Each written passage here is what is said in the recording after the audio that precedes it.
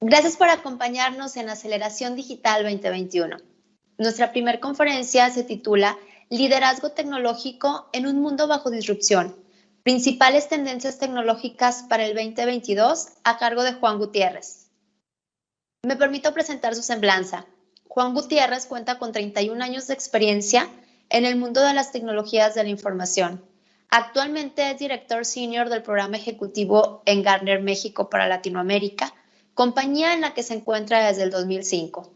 Su rol es ser asesor de directores de tecnología, directores generales y financieros a lo largo de Latinoamérica en la toma de decisiones relacionadas a tecnología, así como guía en la formulación de estrategias en temas tales como inteligencia artificial, IT Strategy, Analytics, ciberseguridad, Digital Business, entre otros. De este último tema, Digital Business, Juan posee una especialización por parte del MIT y ha guiado a diferentes tipos de compañía en diferentes industrias en su transformación digital en los últimos años. Juan ha colaborado en medios impresos especializados en Latinoamérica, así como ha participado como expositor en múltiples foros en el continente, además de haber sido catedrático en diferentes universidades de México. Previo a iniciar la conferencia, les comento que del lado derecho tendrán un panel donde podemos estar interactuando a lo largo de cada una de estas conferencias. En especial para esta sesión, la pregunta que tenemos y que verán a su lado derecho es, para este 2022, ¿qué porcentaje de inversión tendrás en transformación digital? Hablando de la organización como tal. Y de esta forma buscamos conocer en conjunto cómo se desempeña el ecosistema. Sin más preámbulo, damos la bienvenida a Juan Gutiérrez. Adelante, Juan, y que disfruten de la conferencia.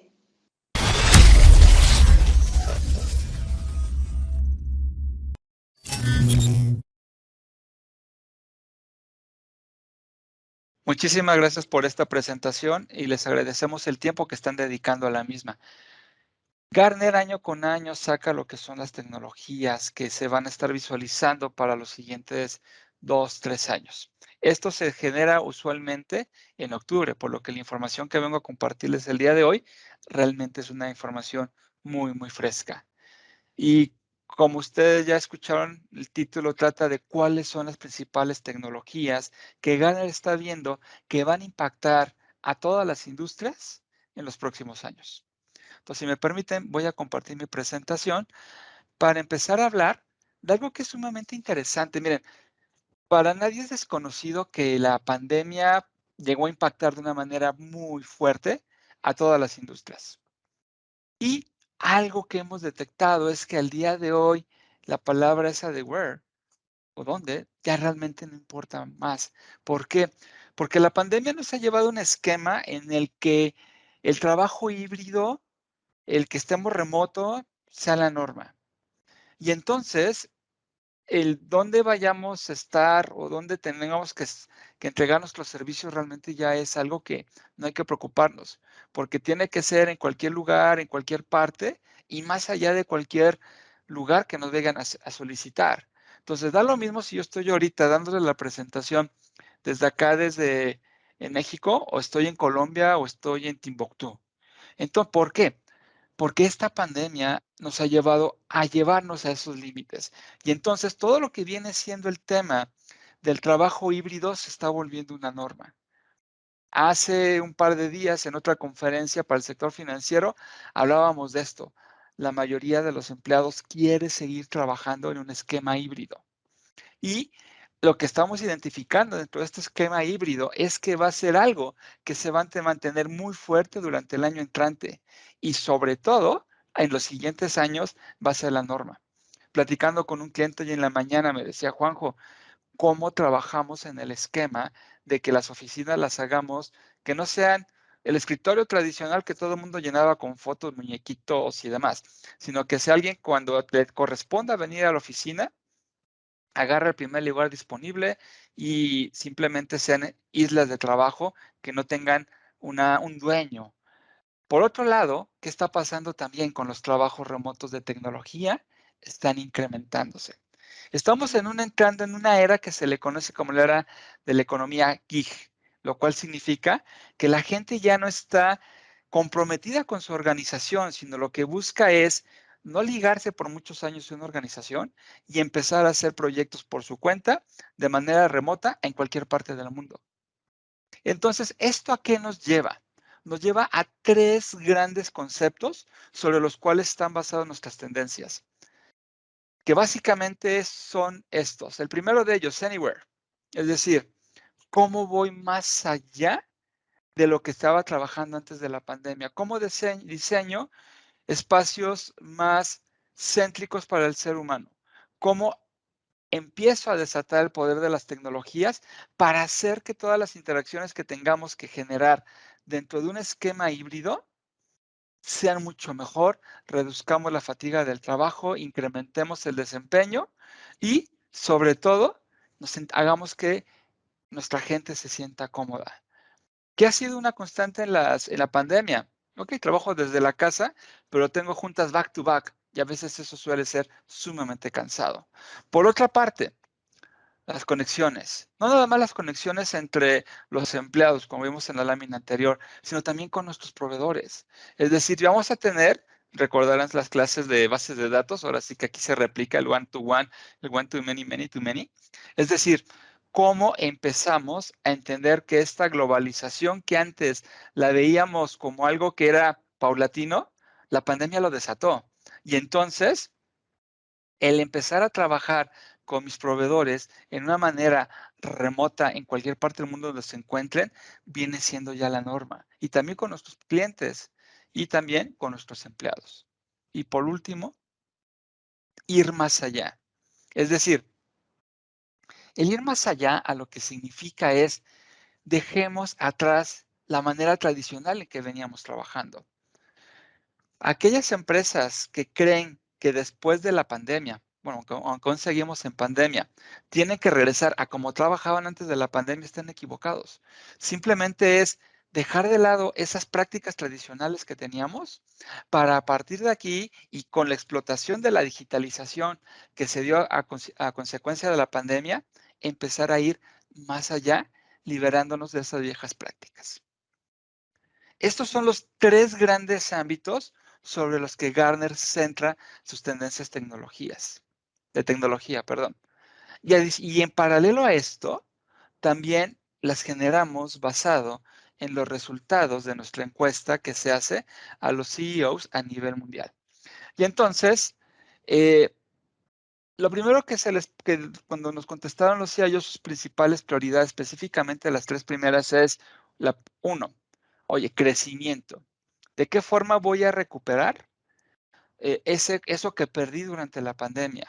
El segundo punto, digitalización. La pandemia, como lo hemos comentado, se aceleró y trajo mucho valor a las organizaciones. Los CEOs ya no quieren regresar a un tema como se trabajaba antes de la pandemia, quieren impulsar la digitalización que se generó. Y por último, la eficiencia. Al fin y al cabo, son directores generales, quieren hacer todo esto mientras protegen los márgenes y flujos de caja. Entonces, ante estos 3 grandes imperativos, ¿cómo tenemos que responder como líderes de tecnología? Por un lado, tenemos que encontrar multiplicadores de fuerza, de tecnología que permitan ese crecimiento que estoy teniendo. Es decir, ¿cuáles son esas tecnologías que me van a ayudar con este crecimiento? Por otro lado, tengo que entender cuáles son las tecnologías que me van a volver más creativo. Aquellas prácticas tecnológicas, aquellas tecnologías que me van a ayudar a innovar de una manera mucho más ágil. Y por otra parte, crear las bases que me permitan generar estos 2 puntos de lo que acabamos de platicar. Entonces, esto lo podemos dividir en 3 grandes bloques. Por un lado, cómo genero la base de la ingeniería a través de la confianza que hay en la tecnología, cómo empiezo a instrumentar el cambio para acelerar el crecimiento. Son los 3 grandes grupos en los que vamos a agrupar nuestras tendencias. Y entonces, si nos vamos a hacer esa agrupación, lo que encontramos son lo siguiente. Todo lo que es la base tecnológica es lo que crea la base de una tecnología resistente y eficiente. al permitir la integración y el procesamiento seguro de los datos en entornos de la nube y fuera de la misma.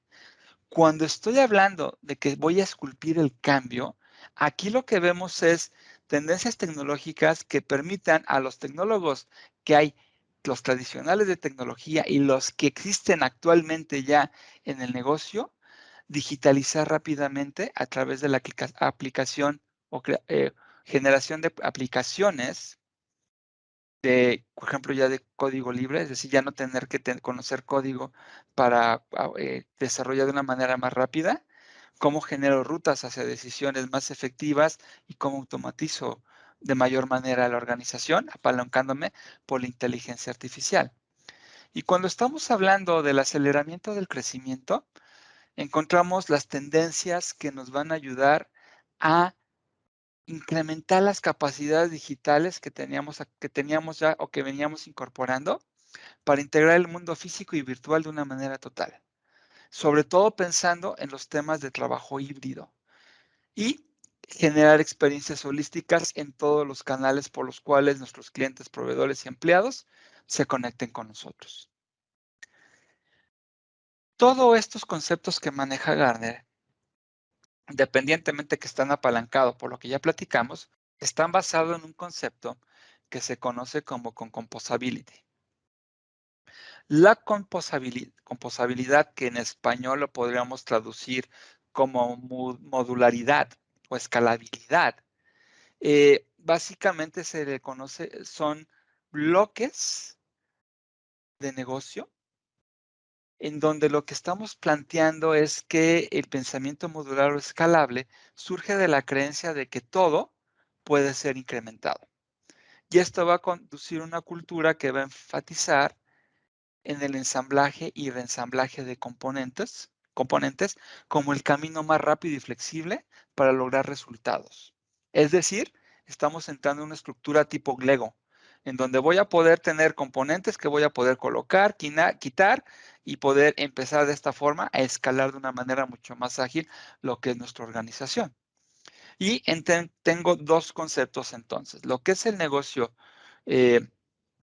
composable business o el negocio escalable y aquellos momentos de composabilidad que me van a permitir identificar cuáles son las mejores áreas de oportunidad para lograr este incremento en la agilidad de mi organización a través de estos bloques expandibles, que vamos a ver un poquito más a detalle más adelante. Pero era importante para mí explicarles esto porque es la base en la que se basa todas las tendencias que estamos trabajando y que vamos a ver a continuación. Entonces, iniciamos con el primero de los bloques, el de los cimientos para poder lograr todo esto. Miren, básicamente existe la necesidad de crear un valor alimentando las conexiones con socios de todo el mundo. Ya lo comentábamos hace ratito, las relaciones one to many, many to many. Pero la co-creación con los socios externos o internos inclusive va a requerir intercambio e integración de datos y obviamente una resiliencia muy importante. Para conseguirlo y cumplir la prioridad de un crecimiento rentable, este primer grupo de tendencias va a proporcionar los cimientos de la innovación y, sobre todo, para lograr hacer algo muy seguro y escalable y generar la confianza que necesitamos para continuar evolucionando todos estos conceptos. Y vamos a empezar a platicarlas de abajo hacia arriba. Entonces, la primera de ellas, lo que viene siendo el Data Fabric. Bien, como hemos platicado, la globalización se ve más presente y la necesidad de escalar a través de socios en todas partes del mundo conlleva que esta escalación tenga como un punto en común el hecho de compartir información. Sin embargo, muchas veces los datos que tenemos en nuestra organización permanecen aislados dentro de las aplicaciones, lo que hace muy difícil compartirlos o inclusive a veces hasta imposible. Entonces, el Data Fabric lo que hace es proporcionar una integración flexible y resistente de los datos en todas las plataformas y usuarios que se conectan a ellos, haciendo que estén disponibles en cualquier lugar y donde se necesiten. Y esto lleva incorporado también un sistema de análisis que permite saber qué datos se utilizan, dónde se utilizan, por quién se utiliza, y el valor real reside en la capacidad para hacer recomendaciones sobre más diferentes y mejores datos, reduciendo un esfuerzo en la gestión de los mismos. Y esto nos va a permitir acelerar el tiempo de análisis de la información y generar decisiones mucho más acertadas y sobre todo consensadas. Ahora aquí bien, cuando estoy trabajando en este tipo de aspectos, algo que es sumamente importante trabajar es el tema de la ciberseguridad. Ciberseguridad es la principal preocupación a nivel de cualquier industria. Y entonces, si la información es útil, podemos confiar en ellos. Y como nos vamos a conectar de todas partes y por diferentes puntos de acceso, esto lo que está significando desde una perspectiva de seguridad es que el perímetro de seguridad tradicional ha desaparecido. Para asegurar la información, necesitamos una arquitectura que se le conoce como la malla de ciberseguridad, la cual es un enfoque que conecta diferentes servicios de seguridad para verificar de forma rápida y flexible la identidad, el contexto y el cumplimiento de las políticas que nos permitan tener una certeza de que la información no va a ser corrompida. Entonces, cada vez más vamos a empezar a identificar con los proveedores, con Gartner, es un concepto que ya manejamos desde el año pasado, esta arquitectura de ciberseguridad para poder tener toda la oferta de servicios y necesidades que yo requiera de una manera expandible. Aquí volvemos a tomar ese tema de composable, es decir, cómo puedo ir incorporando las piezas que yo necesito para escalar esta malla que estoy haciendo e incorporar todos aquellos controles que son necesarios para asegurar la confiabilidad de nuestra información. Pero ahora bien, tengo la data, tengo esta arquitectura de malla de ciberseguridad que me va a llevar a un elemento crítico de la información, porque puedo integrar y asegurar los datos, pero eso no va a ser suficiente. Para crear un valor real, tenemos que procesar los datos en la nube y un momento dado, también ese procesamiento lo podemos llevar o va a ser llevado ya muy frecuentemente a temas de modelos de inteligencia artificial. Entonces, ¿esto qué implica? Implica compartirlos. ¿Y esto qué implica? Implica que tenemos que trabajar de una manera muy fuerte en privacidad. Entonces, todo lo que es la mejora de privacidad o el cómputo de mejora de privacidad va a permitir nuevas oportunidades para monetizar la información en todo un ecosistema. Es una capacidad tan importante que Gartner prevé que el 60% de las grandes organizaciones a nivel mundial van a adoptar técnicas de computación para mejorar la privacidad de aquí al 2025. Y podemos ver diferentes casos de uso, es decir, desde la modelización compleja de la inteligencia artificial, en donde vamos a ver mucho el crecimiento de los datos sintéticos en lugar de los propios datos. En casos de análisis compartidos, un momento dado, ¿cómo vamos a poder emplear cálculos que sean multipartitas, es decir, que los puedan hacer al mismo tiempo diferentes organizaciones, pero que ninguno de ellos pueda ver y apropiarse de las fuentes de datos originales, más únicamente el resultado? Y por otro lado, en ciertas cuestiones de regulatorios, esto va a ayudar mucho a cumplir con esa normatividad. Ahora bien, ¿cuál va a ser el apuntalamiento de todo esto? Y es algo que viene creciendo ya de tiempo para atrás, la nube. Y entonces hay un concepto que surge que va mucho en referencia a que hay diferentes ofertas en la nube. Pero si queremos utilizar los activos en cualquier lugar y que de repente tengo que actualizarlos o tengo que hacer algo mucho más ágil, empezamos a levantar ciertas cargas de trabajo, las trasladamos de un lugar a otro y muchas veces no hay muchos beneficios cuando ya estamos interactuando con esto, ya que tenemos que aplicar correcciones de forma constante para que las aplicaciones funcionen de manera correcta en entornos que no fueron diseñados para ello. Entonces, lo que estamos identificando para poder ofrecer realmente capacidades digitales a las organizaciones en cualquier parte del mundo y de una manera estándar, es tener plataformas que realmente sean nativas de la nube.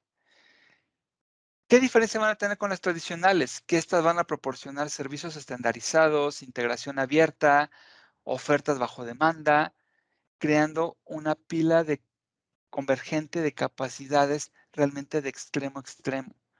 Van a combinar los puntos fuertes de la infraestructura, como lo que es la infraestructura as a service, como lo que es la plataforma as a service, y esto va a ayudar a reducir costos y incrementar velocidades para que los cambios que requiramos hacer en la nube se puedan hacer de una forma mucho más ágil de lo que tradicionalmente se vienen generando. Por esta razón, Gartner predice que las plataformas nativas en nube construirán la base del 80% de las iniciativas digitales de aquí al 2025.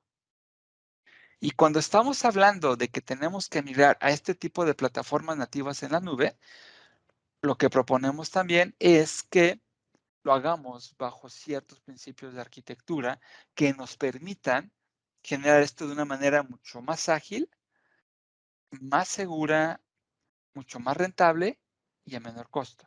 Entonces, hay un framework que Gartner proporciona que se llama LifeSpark para aquellas aplicaciones que son realmente nativas de la nube, podamos hacer esto de una forma, como les comentaba, mucho más asertiva para lograr los objetivos que estamos esperando y que de esta forma pongamos la última pieza de lo que viene siendo este componente de aplicaciones que es la confianza hacia la ingeniería o hacia la tecnología. Pues bien, vamos al segundo bloque de lo que son estas tendencias. Ya tenemos las bases completadas, estas 4 grandes tecnologías que acabamos de ver. Podemos escalar con la resistencia y la eficiencia que necesitan las organizaciones, pero debemos responder al reto sobre cómo ofrecer nuevos usos creativos de la tecnología para permitir que las organizaciones escalen la digitalización de una manera mucho más ágil y rápido. Una de las primeras cosas que mencionamos es reconocer que ni la TI ni el negocio pueden seguir por sí solas el ritmo que se está generando actualmente en los cambios que hay en todas las industrias. Y entonces empezamos a ver el surgimiento de algo que se le conoce como equipos de fusión, que digamos que podrían ser en términos concretos lo que son las células de ágiles, de transformación, todo lo que es en el tema de Agile, que están conformadas no nada más por gente técnica, sino también por gente de negocio. Entonces, los elementos que vamos a ver a continuación son aquellas herramientas con las que estos equipos de fusión van a contar para precisamente poder hacer mucho más ágil su función. Otro concepto que aunque ya apareció, quiero reforzarlo aquí, es el del dato sintético. Cada vez lo van a escuchar mucho más. Los datos sintéticos se crean en mundos digitales en lugar de recopilarse o medirse en el mundo real. Pueden ser artificiales, sí, pero se ha visto y se ha demostrado que los datos sintéticos reflejan datos del mundo real de una manera mucho mejor a veces que los propios del mundo real, porque nos permite extrapolar y ver tendencias a futuro. Entonces, esto es algo que se está ocupando mucho el día de hoy para el tema de inteligencia artificial. Y estos dos conceptos los vamos a ver relacionados en las siguientes tendencias. Entonces, la primera de ellas, ¿se acuerdan que el tema de Composable es escalabilidad? Todo lo que estamos hablando es de cómo empiezo a generar aplicaciones que sean escalables. Porque estas aplicaciones escalables van a ser la principal herramienta que los equipos de fusión o las células ágiles van a utilizar. Estas células se enfrentan a varios retos. Y uno de los retos a veces es de que, oye, a ver, dentro del equipo pues, no hay nadie que sepa codificar. O un momento dado están usando tecnologías que no son las adecuadas y eso les puede consumir sus plazos. Entonces, lo que estamos buscando es que para solucionar los problemas típicos de estos equipos de fusión, estamos buscando o estamos viendo la necesidad de pensar o crear una arquitectura de una manera nueva, un nivel más allá que permita no solo la reutilización del código, sino la reutilización de componentes. Es por eso que estamos viendo la necesidad de crear estas aplicaciones escalables, que son aplicaciones construidas a partir de componentes modulares que nos van a permitir lograr la eficiencia y agilidad de estos equipos de fusión, sobre todo porque van a ser reutilizables. Y esta reutilización y estos componentes de los que estamos hablando se les conoce como Package Business Capabilities. Entonces, esto no es otra cosa más que un objeto de negocio definido por software que puede representar un paciente, un gemelo digital, una calificación crediticia, por ejemplo, y básicamente lo que se hace es crear estos PBCs centrados en el negocio. Puedo generar mi catálogo de PBCs para que simplemente los equipos de fusión puedan ir a identificar cuál es el que necesita para poder ensamblar lo que viene siendo la solución que están buscando. Por eso aparece ahí ese logo de Lego, porque es algo como eso. O sea, ya tengo mi catálogo de estos PBCs, voy a hacer esto, identifico que requiero estas piezas, simplemente las empiezo a incorporar. El hacer este tipo de cosas realmente genera mucha agilidad a las organizaciones. Un ejemplo, Adidas. Todo el mundo conoce quién es Adidas, la marca deportiva. Bueno, vio que un problema que tenía con sus equipos de fusión era que se veían ralentizados por el trabajo repetitivo de poco valor que hacían, porque se enfrentaban a estos retos que hablábamos. Híjole, no tengo la tecnología, no sé desarrollar, el GTI no me presta gente. Entonces, lo que ellos hicieron, gracias a este tipo de concepto de las aplicaciones escalables o componibles, lo empezaron a utilizar y su productividad se multiplicó casi por 10 en temas de soluciones entregadas. Y sobre todo los plazos de entrega se empezaron a reducir.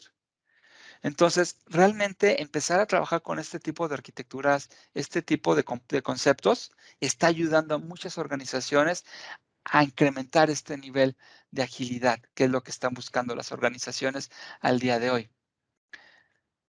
Ok, bueno, está bien que ya tenemos ese enfoque composable o expandible para el tema de las aplicaciones, pero algo que tenemos que ver también en este tipo de enfoques es para la toma de decisiones eficaz. Entonces, todo lo que es decisión, la inteligencia de la decisión está igualmente conformada para estas células de fusión, estos equipos de fusión, y les va a ayudar a mejorar su enfoque para la toma de decisiones. ¿Por qué? Porque aquí cada decisión se va a modelar como un conjunto de procesos que pueden ejecutarse en cualquier orden. Y los equipos de fusión van a poder analizar las decisiones que están tomando, aplicar los aprendizajes para mejorar las decisiones futuras y empezar a tener nuevamente reducción en lo que vienen siendo sus tiempos para poder generar sus resultados de una manera mucho más pronta. Entonces, Gartner predice que un tercio de las organizaciones más grandes a nivel mundial van a empezar a practicar la inteligencia de decisiones en los próximos años. Si vemos cómo se ve una arquitectura de esto, básicamente podemos ver aquí que hay diferentes puntos. Entonces, vamos a poder crear la plataforma que gobierne y procese y que mejore el proceso de decisión mediante los famosos PBCs. ¿Recuerdan lo que hablábamos? Los Package Business Capabilities. Y estos Package Business Capabilities lo que van a tener ahora es la información empresarial, la analítica de la organización integrada en el tejido de datos, en el Data Fabric que habíamos hablado hace ratito. Entonces, vamos a lograr que no solo proporcione una agilidad para la toma de decisiones, sino también va a permitir automatizar las decisiones de una manera muy interesante. Y esto lo vamos a apalancar a través del siguiente concepto, que es la hiperautomatización. La hiperautomatización es un concepto que empezó a partir del año pasado. Estaba originalmente el RPA, pero a partir de ahí nos dimos cuenta en Gartner que haya muchas más cosas que incluyen todo este tema de la hiperautomatización. Entonces, este concepto lo que hace es utilizar un enfoque disciplinado y orientado hacia el negocio para identificar, examinar y automatizar de una manera mucho más veloz el mayor número posible de procesos empresariales y de tecnología. Y no nada más estamos hablando de tareas de la oficina, estamos hablando de muchas cosas más. Entonces, cuando estamos enfocados en el tema de hiperautomatización, tenemos 3 focos que estamos buscando. Básicamente, 3 objetivos principales. Los equipos que pretenden mejorar la calidad del trabajo, ellos lo que están buscando es necesitar herramientas para gestionar datos, automatizar procesos e integrar soluciones. Aquí donde vemos, por ejemplo, el tema de RPA. Aquellos equipos que están buscando lo que es velocidad, vamos a necesitar entonces herramientas para procesar y generar código, mientras que los que se están centrando en una mayor agilidad empresarial, entonces lo que van a estar buscando son, por ejemplo, soluciones asociadas a IoT. Pero como pueden ver en la pantalla, independientemente de calidad, velocidad y agilidad, podemos hacer uso de diferentes de estas tecnologías en función del objetivo que estoy persiguiendo. Entonces, cuando estamos hablando de la hiperautomatización y su implementación en la organización, hay que preguntarnos, y siempre es, ¿cuál es el objetivo de negocio que estamos persiguiendo atrás de la búsqueda de una herramienta de hiperautomatización para, en función de esa claridad, poder determinar cuál es el camino que debo de seguir? Y bien, vamos a la última de las tendencias de este bloque del manejo del cambio, que tiene que ver con la ingeniería de la inteligencia artificial. La inteligencia artificial es un concepto que se ha acelerado de manera tremenda. Y un problema que ha habido de repente o empezó a darse es, bueno, que ya empecé a hacer mis primeros pininos con la inteligencia artificial, pero ¿cómo demuestro el valor que la inteligencia artificial trae a la organización?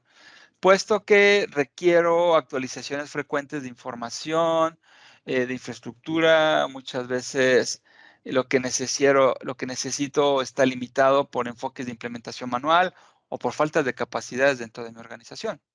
Entonces, la ingeniería de inteligencia artificial lo que busca es agilizar la entrega de los resultados que genera la propia inteligencia artificial, haciendo operativas las actualizaciones de los datos, los modelos y aplicaciones. El objetivo que persigue atrás de todo esto es automatizar cada proceso como una línea de montaje y al tiempo que va a crear todo el modelo de gobierno para lograr esto. Entonces, si anteriormente, cuando estábamos hablando de aplicaciones, allá teníamos el tema de DevOps, en seguridad, SecOps, aquí ya empiezan a entrarse otros Ops, otros 3. El DataOps, el ModelOps y el DevOps nuevamente, pero sobre todo DataOps y ModelOps van a estar basados o van a estar apoyando la realización de este concepto. Y obviamente todo el tema de DevOps para soportar el desarrollo de los aplicativos. Pero bueno, ya establecimos los componentes para la base sólida y acabamos de platicar de aquellos que requerimos para generar la creatividad dentro y fuera de nuestros ecosistemas y de nuestra organización. La siguiente tarea es maximizar el valor que podemos crear. ¿Cómo podemos llegar más allá para ser el motor de crecimiento que busca nuestro cuerpo directivo? Y entonces lo que tenemos que hacer es multiplicar el valor que la tecnología está generando a través del uso de las capacidades técnicas de la organización para empezar a acelerar este crecimiento. Y entonces lo que tenemos que hacer es empezar a ver nuevas formas de trabajo y de valor que podemos aportar a nuestros clientes. Y aquí empezamos a hablar de la empresa distribuida. Miren, la empresa distribuida no es otra cosa más que lo que vendría siendo el trabajo híbrido, lo que hablábamos al principio de la ponencia. Estamos viendo que la tendencia es muy fuerte, que se va a mantener, y el tema híbrido vemos que es algo que no va a desaparecer. Entonces, todo este concepto va a impactar en el modelo de negocio de las organizaciones. ¿Cómo estamos evaluando este tipo de cuestiones? Y al implementar el modelo de negocio, tenemos que empezar a implementar por entender cuál es nuestro cliente post-COVID, es decir, cómo ha cambiado el cliente, cómo ya cambió su journey, entender qué es lo que está buscando para ante eso poder ofertar los productos y servicios que requieren. Y una vez que yo empiezo a ofertar esos productos y servicios, o que ya tengo claridad en cuál es el nuevo comportamiento del cliente, cuáles son sus necesidades, ya entendí cuáles son mis productos, a través de qué canales los voy a distribuir, qué capacidades al interior de la organización tengo que desarrollar.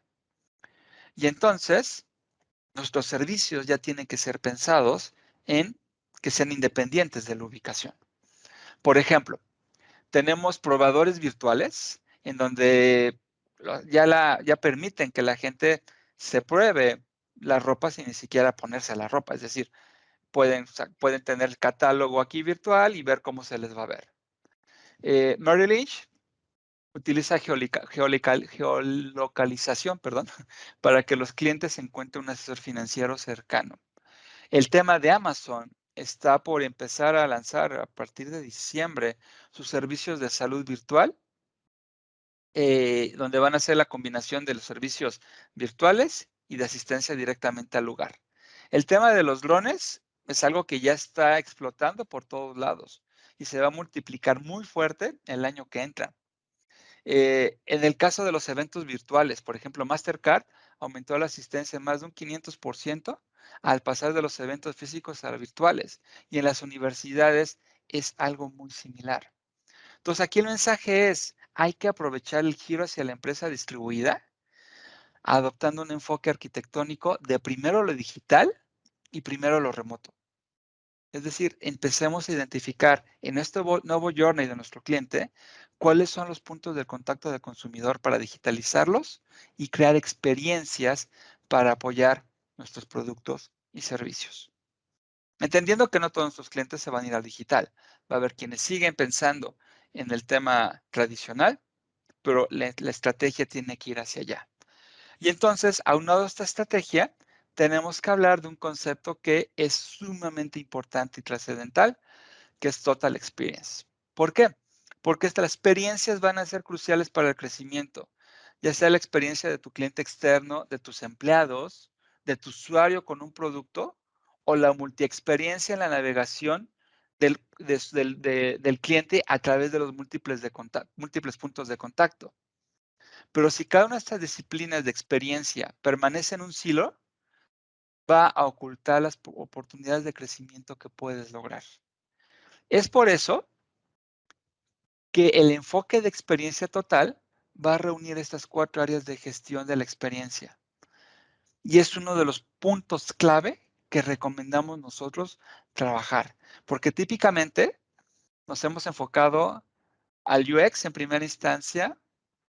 El año pasado fue el CX, pero hay 2 puntos adicionales claves que tenemos que trabajar. El siguiente punto, el tema de los sistemas autónomos. Oye, Juanjo, es que esto no viene, eso es algo que ya viene de tiempo atrás. Sí, pero miren, a medida que las empresas crecen, los enfoques tradicionales de gestión manual ya no es algo a lo cual las organizaciones estén dispuestas a continuar. De ahí que hablamos de la hiperautomatización y que es posible que vamos a empezar a necesitar incurrir cada vez más con sistemas autónomos. ¿Por qué? Porque los sistemas autónomos aprenden de su entorno. Pero a diferencia de los sistemas automatizados, estos pueden modificar dinámicamente sus propios algoritmos sin necesidades de actualizaciones de software externas. Pueden adaptarse muy rápido a los cambios de forma muy parecida a los seres humanos, y esto va a permitir ampliar las operaciones en áreas en las que incluso la compleja automatización que tenemos proyectada o que tenemos instalada simplemente no es suficiente. Algunos de ustedes les habrá tocado ver los robots que están construyendo en una universidad de Estados Unidos, que al principio apenas si podían caminar 3 pasos y se caían, pero ahora están haciendo hasta parkour y están bailando y demás. Entonces, hacia allá vamos. Pero hay oportunidades y riesgos. Hay muchas ventajas, pueden aprender nuevas cosas, por lo que pueden hacer frente a objetivos cambiantes y actuar con independencia del control humano. Les va a permitir gestionar entornos en los que se necesiten reacciones rápidas a gran escala y eso va a reducir costos de gestión. Pero, siempre hay un pero, se trata de una tecnología en proceso de maduración y el autoaprendizaje también puede dar lugar a resultados imprevisibles. De aquí surge también un tema muy importante de ese miedo que hay en las organizaciones de, oye, si yo meto más autonomía en la organización, más hiperautomatización, ¿van a eliminar mi puesto? Probablemente sí, pero realmente lo que estamos viendo es cómo transformamos esos puestos que se automatizaron o esas tareas que se automatizaron, cómo transformamos a esa gente para que trabaje en actividades menos rutinarias, en donde puedan ser de mucho mayor provecho para la organización. Entonces, hay que evaluar tanto los pros y contras que nos da este tema de automatización, pero lo que sí es bien importante, sobre todo en empresas de manufactura, empezar a hacer nuestros primeros pininos con este tipo de tecnologías. Y brincamos entonces a algo que va a estar gobernando estas tecnologías autónomas, que es la inteligencia artificial. Miren, en la actualidad la mayor parte de la inteligencia artificial se entrena para producir conclusiones, como rutas de cómo llegar a ciertos lugares, cómo establecer si una persona es sujeta a crédito o no, cuál es el nivel de riesgo que puede tener si yo le doy un crédito o si hago ciertas actividades, inclusive a nivel de contrataciones, por ejemplo. Pero hay una nueva tipo de inteligencia artificial que está surgiendo con la capacidad de crear nuevas formas de innovación. Y esta se le llama la inteligencia artificial generativa.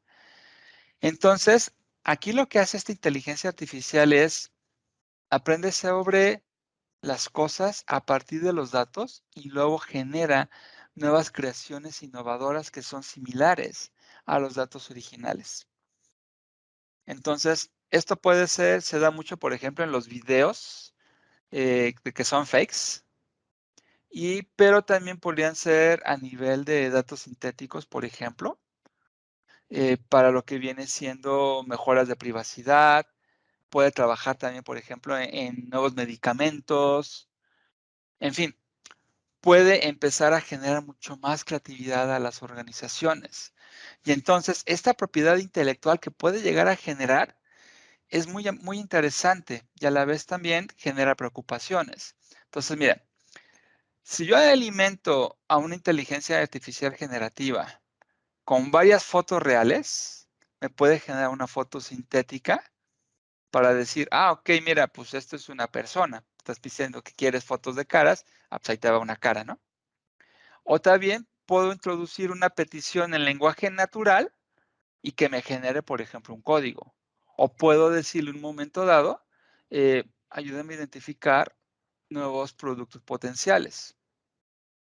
Por ejemplo, una inteligencia artificial que enseñe sobre los medicamentos existentes o que aprenda sobre los medicamentos existentes puede sugerir nuevos tratamientos farmacológicos para que sean probados. Todo esto suena descabellado y hasta cierto punto de ficción, pero un tribunal australiano dictaminó recientemente que una inteligencia artificial puede ser nombrada inventora de una patente.